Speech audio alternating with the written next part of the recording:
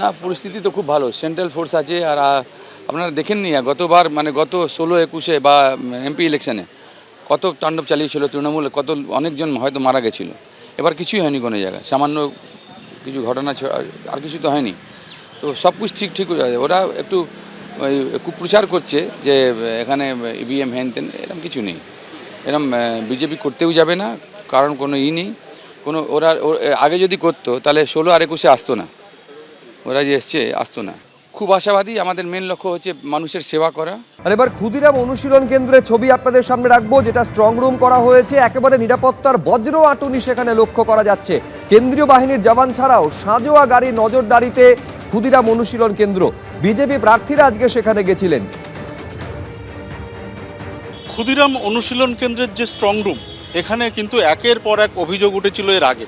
দফায় দফায় আমরা দেখেছিলাম বিক্ষোভ, এমনকি এখানকার যে নিরাপত্তা তা নিয়ে অভিযোগ ছিল।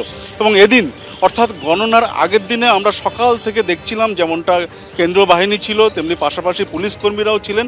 এখানে নিরাপত্তার জোরদার ব্যবস্থা করা হয়েছিল। সাঁজোয়া গাড়ি এসছে। এর আগে কলকাতাতে একের পর এক যে রুট মার্চ হয়েছিল, সেখানে এই সাঁজোয়া গাড়ি দেখা গিয়েছিল টহলের সময়। কেন্দ্রীয় বাহিনীর যে টহলদারি ছিল সে সময় কিন্তু এই সাঁজোয়া গাড়ি সেখানে দেখা গিয়েছিল।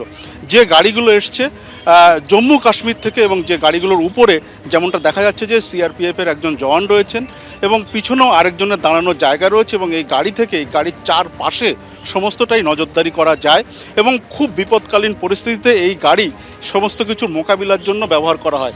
একদিকে যেমন বুলেট প্রুফ, তেমনি অন্যদিকে ল্যান্ডমাইন প্রুফ এই গাড়ি, যে কোনো অপ্রীতিকর পরিস্থিতি এড়ানোর জন্য এই গাড়ি ব্যবহার করা হয়।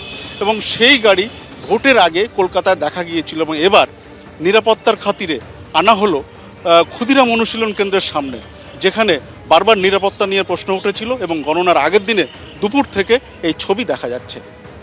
ক্যামেরায় অজয় দাসের সঙ্গে সত্যজিৎ বৈদ্য, এবিপি আনন্দ, কলকাতা।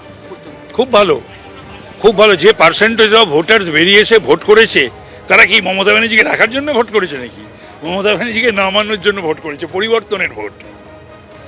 নাহলে এই পার্সেন্টেজ অফ ভোটিং হয়, তার জন্য দেখছেন না কি ছুটোছুটি, তারপরে সব বৈঠক, তারপরে সব ভার্চুয়াল, তারপরে বয়ান।